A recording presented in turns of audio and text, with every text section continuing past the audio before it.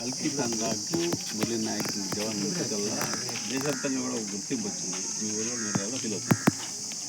ఇది మాకెంతో పూర్వకాలం ఇండియాలో బెస్ట్ కారణము అన్న.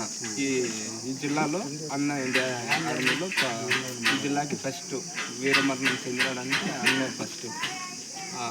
అన్న వాళ్ళకి దేవుడు వాళ్ళకి బాగా ధైర్యం ఇవ్వాలని నేను కోరుకుంటున్నాను. వాళ్ళు అన్న 14 బుల్లెట్లు కాల్చినాడు. ఆయన లోపల ఆయన పక్కకు వచ్చి పడినాడు. ఆయన లోపల డ్రోన్ బాంబు అనేది కింద పడిపోయింది. అన్న అక్కడికక్కడ మృతి చెందాడు. ఇంకా మనం ఇండియా నుంచి పాకిస్తాన్ దెబ్బ కొట్టాలి, వాళ్ళకు తిరిగి మన మీదకి రాలేరు.